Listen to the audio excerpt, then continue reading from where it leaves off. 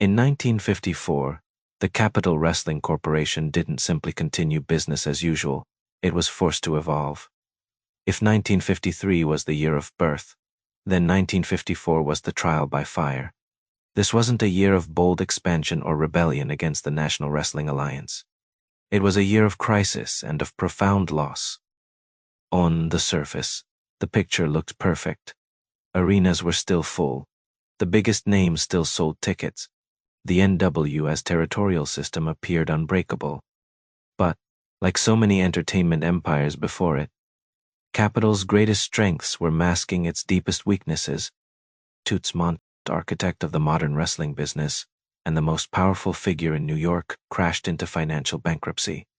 And Jess McMahon, the patriarch, the guardian of legitimacy, and the last link to the old guard, passed away. 1954 wasn't a continuation of 1953. It was the year every pillar of the company, finance, regulation, leadership, and booking philosophy, was pushed to the brink. For the first time, Capital Wrestling stood at the edge of a precipice. A newly born empire was forced to confront a brutal ultimatum: survive or perish. Capital Wrestling now stood at a crossroads, a young empire facing a year that would either harden it or destroy it. To understand just how high the stakes truly were, we first need to understand the battlefield. Because Capital Wrestling wasn't operating in just any territory, it controlled the most powerful triangle of real estate in the entire wrestling world. By late 1953, Capital Wrestling was operating inside what legend Nick Bockwinkel would later describe as the Northeast Triangle, a densely populated powerhouse stretching from Washington, D.C. and Pittsburgh all the way into New England. This triangle wasn't just lines on a map. It was a money machine, a political engine, and the single greatest center of influence in professional wrestling. Within its borders stood the giants: Madison Square Garden as the national showcase, Boston Garden as the New England fortress, and the Philadelphia Corridor, the busiest artery of talent circulation in America. Around 70% of the NW's booking power was effectively tied to this region, and that created a structural dependency. National stars needed the MSG stage not just for prestige but for their paydays. Promoters across the country needed access to New York, the symbolic heart of American sports. And the NWA itself depended on the enormous revenue generated by the Northeast. The result was a dangerously lopsided power dynamic. This is why Capital Wrestling could do the impossible. Things that would have seen any other promoter blacklisted. Dividend payments to the NWA could be delayed for up to 6 months. Talent could be moved across territorial borders without permission. Internal conflicts that would normally destroy a promotion simply didn't stick. In a smaller territory, sanctions would have been swift and brutal. But against Capital Wrestling, punishment was rarely enforced. Not because the NWA was weak, but because it was too dependent on the very empire it was meant to regulate. And yet, behind the maps of power and the quiet backroom negotiations, one question remained: what were the fans actually seeing inside the ring as 1954 unfolded? Because 1954 wasn't just about attendance figures or booking power.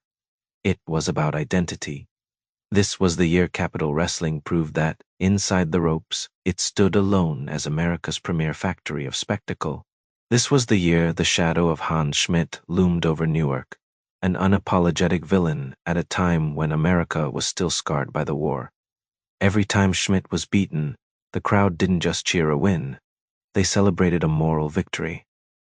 This was the year Antonino Rocca and Vern Gagne set the new gold standard for technical excellence. Rocca, the aerial genius; Gagne, the disciplined mat wrestler. Together, they drew over 15,000 fans into Madison Square Garden, turning pure athleticism into box office electricity. And 1954 was also a year of first steps. Lillian Ellison made her entrance into the business, the woman who would soon become the fabulous Moolah and reshape the future of women's wrestling. Future icons like Arnold Skaaland, Bearcat Wright, and a tough young brawler named Reggie Lisowski later immortalized as the Crusher, were beginning the journeys that would one day define eras. Wrestlers such as Baron Gattoni, Frank Milano, Adrian Belargin, Mr. Moto, and others still appeared to wrestle in various arenas. These were the true moneymakers of Capital Wrestling. They filled the arenas. They kept the television sponsors loyal. They made the Northeast feel like the unquestioned capital of professional wrestling. And the spectacle was so convincing, so overwhelmingly successful, that almost nobody noticed what was happening behind the curtain. Because, while the ring looked unstoppable, the company controlling it all was quietly standing on the edge of collapse. Sponsors were uneasy, finances were unstable, and the men who built the empire were beginning to fracture from within. At the center of it all stood one man, a genius, a gambler, and a ticking time bomb rolled into one. Joseph Toots Mondt was a walking paradox. Inside the ring, he was a visionary, the architect of slam-bang Western-style wrestling, a faster, theatrical, emotion-driven evolution of the sport. Without Mondt, modern wrestling may never have looked the way it does today. But outside the ring, Mondt had one fatal flaw. He was a financial disaster. He could design an empire-level main event, but he couldn't balance a ledger to save his life. By early 1954, Mondt's Manhattan booking agency, the beating heart of Capital Wrestling's talent pipeline, was buckling under the weight of its own mismanagement. This wasn't a revenue problem. It was a sickness in the system, poor cash control, mounting personal gambling losses at the racetrack, and a payroll operation that was in total disarray. The debt began to snowball. Top wrestlers weren't being paid on time. Satellite strongholds like Baltimore and Philadelphia were forced to run weaker cards just to keep the lights on. Advertisers began filing complaints with the television stations. And across the industry, trust in Toots Mondt, once the most powerful booker in America, quietly began to evaporate. At the same time, the early 1950s television boom had begun to cool. Ratings were flattening. The Dumont Network, one of wrestling's most important broadcast lifelines, was weakening financially. Revenue was shrinking, but Mondt's obligations, they never stopped. The highly centralized booking system that had once been Mondt's masterstroke was now his poison. To the NWA, this wasn't just irresponsible, it was insulting. And to Capital Wrestling, it felt like a death sentence. Because the entire American wrestling ecosystem was built on one assumption: New York never fails. 1954 proved that assumption wrong. The financial chaos finally erupted into violence on the 15th of February, 1954. Madison Square Garden was sold out. Fans were buzzing for the highly anticipated showdown between Antonino Rocca and Verne Gagne. But the loudest impact that night happened in the locker room. Promoter Pedro Martinez physically attacked Toots Mondt. This wasn't ego. This wasn't storyline. This was rage. Martinez had previously sold his share of the Manhattan booking agency back to Mondt. But as the empire crumbled, Mondt still owed him over $19,750, a staggering sum in 1954. Surrounded by witnesses, Martinez snapped. Word of the assault spread through the industry like wildfire. It was a brutal contrast inside the arena, the illusion of complete control. Behind the curtain, total chaos. The incident shattered whatever trust still existed at the highest levels of the NWA. Wrestling had always been a ruthless business, but rarely did boardroom problems explode into outright physical violence at the industry's most sacred venue. To state athletic commissions, this was a warning siren. To the NWA, it was humiliation. And to Capital Wrestling, it was a signal that the empire truly was hanging by a thread. Mondt's financial collapse didn't just spark locker room fistfights. By April 1954, it had triggered a structural crisis that the industry had always feared. The athletic commissions of Maryland and Pennsylvania took a radical step. They declared their regions effectively open territory. Overnight, local promoters were no longer required to run through the NWA-approved booking offices. The burden of show quality and the risk shifted directly onto the promoters themselves. And while the NWA still existed, its grip on the region was suddenly, unmistakably weaker. In Maryland, pressure came from a powerful source, the National Brewing Company, a key advertiser on television. They were furious about the falling standard of talent and presentation. Wrestling, once a prestige broadcast, was now becoming a liability for their brand. Pennsylvania went even further. Governor John Fine was reportedly so disgusted with the chaos that he threatened to shut down wrestling statewide if order wasn't restored. But perhaps the most startling part of the crisis was the NWA's hesitation. Sam Muchnick understood exactly what this meant, a direct challenge to the alliance's control.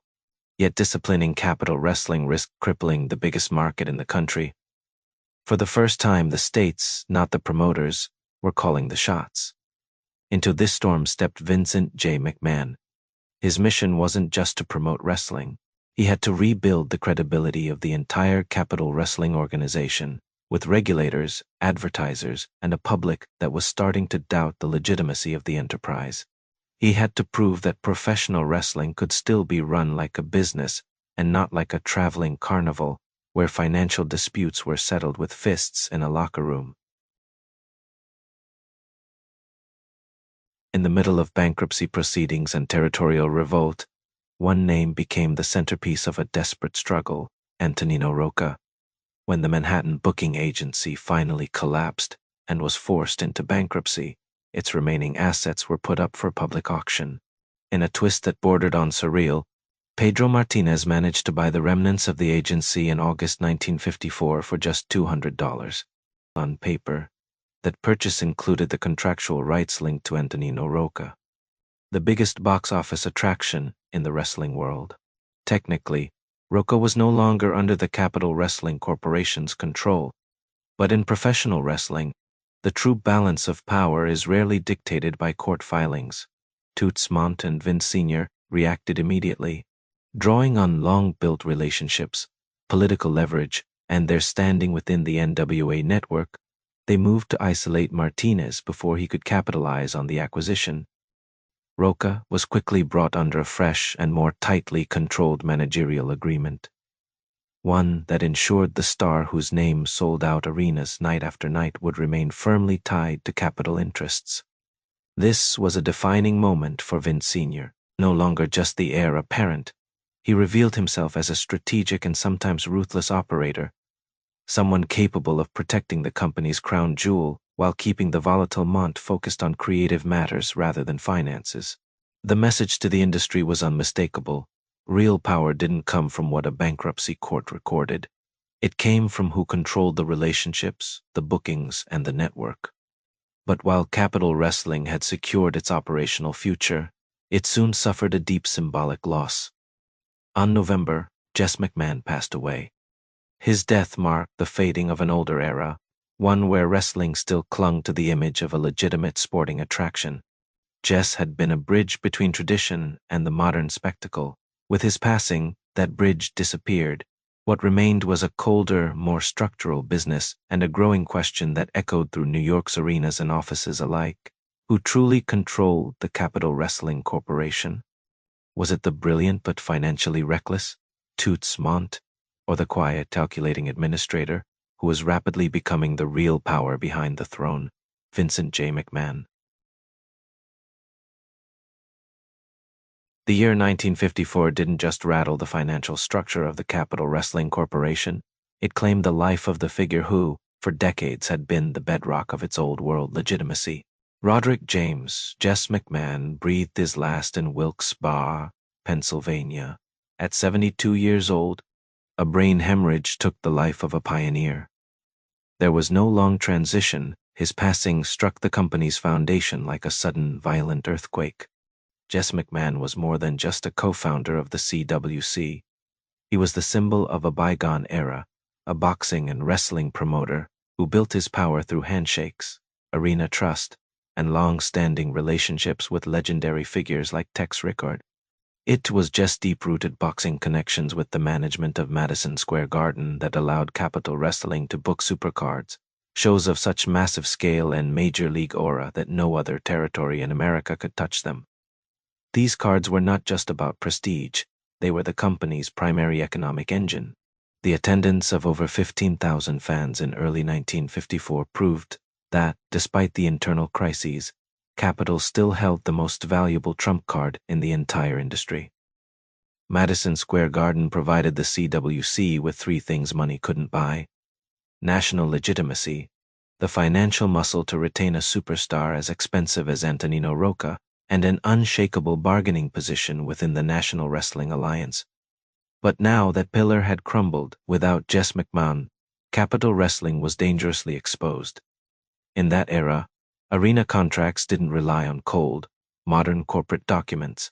They were built on reputation and the family name, and that reputation had vanished with Jess. Only 22 months after the Capitol Wrestling Corporation was founded, it had lost its patriarch. The CWC now stood at a crossroads. Would it collapse without access to Madison Square Garden? Or could the next generation of McMahons transform those fragile personal ties into permanent corporate power?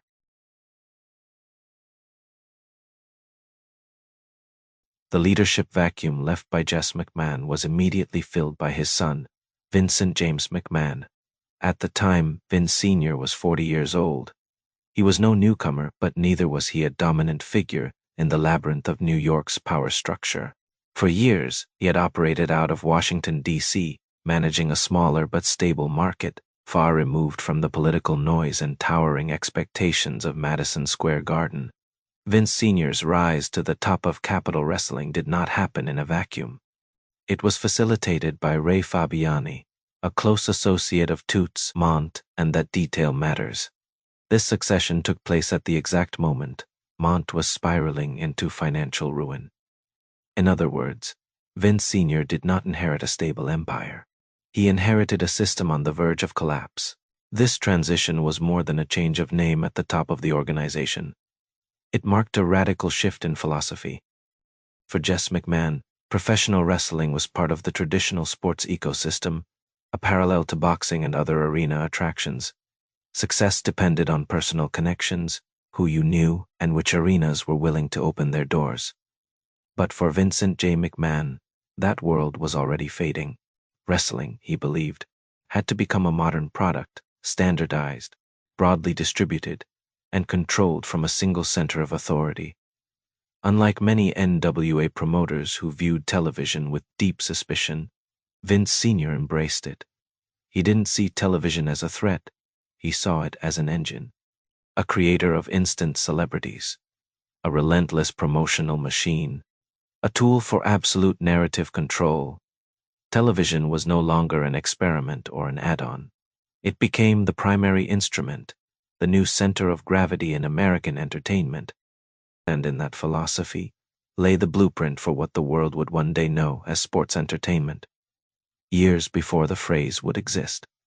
To make that vision real, Capitol Wrestling needed something it had never fully possessed: a single, disciplined, strategic leader. With the passing of Jess McMahon, Vincent J. McMahon stepped into the center of power, not as a passive heir, but as the architect of an entirely new future. But vision alone doesn't change an industry. It needs a testing ground, a place where theory can quietly become reality. Under the leadership of Vince Sr., the trajectory of Capitol Wrestling began to shift, not chaotically, but systematically. Instead of obsessively anchoring the business to Madison Square Garden, which by then was weighed down by enormous operating costs and the financial chaos surrounding Toots Mondt, the company began tightening its grip on the rest of the Northeast Triangle. At the center of this new strategy stood Turner's Arena in Washington, D.C.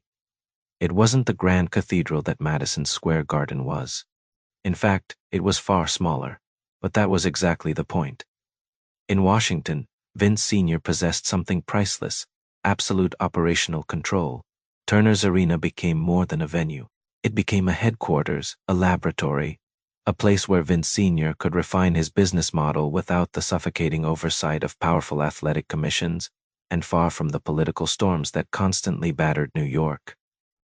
From DC, he began quietly building the relationships that would soon reshape the industry: television stations, local promoters, and arena managers. This was the period when the seeds of regional media dominance were planted, the same foundation that would later give rise to syndicated weekly wrestling across the country. Vince Sr.'s strategy was simple, but lethal in its precision: secure key arenas, build a network of loyal local promoters, and coordinate everything from a single administrative command center. Washington, once dismissed as a secondary territory, suddenly became the new seat of power, and because Vince Sr. had controlled this market since 1947, he possessed something New York could no longer guarantee: stability. This wasn't an aggressive expansion shouted from rooftops. It was a quiet consolidation, cold, disciplined, and methodical. And inside Turner's Arena, Capitol Wrestling began to transform from a traveling promotion built on handshakes into a modern corporate machine.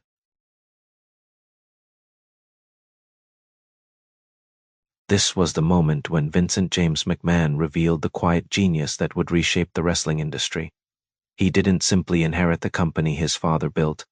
He seized control of it from the ruins and dragged it back from the edge of extinction. By late 1954, Vince Sr. executed what can only be described as a Trojan horse maneuver. He understood a brutal truth about his partner. Toots Mondt was a financial disaster, but he was also the greatest booking mind the business had ever seen. So instead of exiling Mondt, Vince Sr. made a calculated move. He offered him a discreet arrangement. Vince would control every dollar, every contract, and every administrative decision, while Mondt remained the creative architect behind the curtain. Using his own clean reputation, Vince Sr. reassured the management of Madison Square Garden that the chaos of the past was over. He personally guaranteed financial stability, quietly paid off strategic debts, and without ever embarrassing his partner, transformed Mondt from a volatile co-owner into a contained, salaried asset. Slowly and silently, the center of power shifted. Operational control drifted away from a New York scene still radioactive from bankruptcy and toward the relative stability of Washington, D.C. With the help of Ray Fabiani, Vince Sr. smoothed this transition before other NWA power brokers. Men like Jim Crockett or Fred Kohler could carve up New York and claim it for themselves. As the calendar turned toward 1955, the Capitol Wrestling Corporation had become something entirely different from the company founded just 2 years earlier. The structure was no longer an equal partnership between Jess McMahon and Toots Mondt. Now, Capitol Wrestling was driven by Vincent J. McMahon, with Toots Mondt retreating into the shadows as a creative consultant rather than a financial power. The Northeast Triangle was still theirs, and television had now become the oxygen of the business. Financially, they were still balancing on a wire, but, for the first time in months, the trust of creditors and arena partners was beginning to return. But the greatest legacy of 1954 wasn't written in a financial ledger. It was written in mentality. The company learned a brutal lesson, even inside the National Wrestling Alliance. Loyalty had limits, and New York could be isolated, replaced, or dismantled at any moment. That defensive mindset, that refusal to ever again be dependent on anyone else, would eventually give Capitol Wrestling the confidence to do the unthinkable, to break the chains of the NWA entirely. 1954 was the year the McMahon dynasty almost vanished before it truly began. If Vince Sr. hadn't stepped in, cleaning up Mondt's financial wreckage while replacing his father as the stabilizing pillar, the story of professional wrestling would have ended very differently. Madison Square Garden might have become another promoter's kingdom. The television revolution may have belonged to someone else, and a global empire that would one day become WWE might never have existed at all. The year 1954 didn't end with a bang. It ended with a long, steady breath of relief. Capitol Wrestling Corporation had survived the brink of extinction. Vince McMahon Sr. had seized control. Toots Mondt, the brilliant but chaotic architect of modern wrestling, was finally restrained by disciplined management. And the legacy of Jess McMahon lived on, now transformed into an ambition far greater than ever before. But history rarely keeps its secrets in plain sight, because in this same chaotic year, while Capital Wrestling was fighting simply to stay alive, children were being born who would one day reshape the business entirely. Roddy Piper, the rebel who would redefine the villain; Ted DiBiase, the $1 million man, a symbol of wrestling's corporate era; Paul Bearer, the ghostly guardian of wrestling's darkest mythology; and Jim Hellwig, the man the world would come to know as the Ultimate Warrior. They entered the world at the exact moment the McMahon dynasty was fighting for its life. 1954 taught Capital Wrestling one brutal truth. Survival isn't just about weathering the storm, it's about building a foundation strong enough to outlast whatever comes next. And Vince Sr.'s struggle was only beginning. Mont's debts were finally being cleared. Control over Washington, D.C. was firmly in Vince's hands. But on the horizon, a new battlefield was forming, one that no promoter had truly mastered.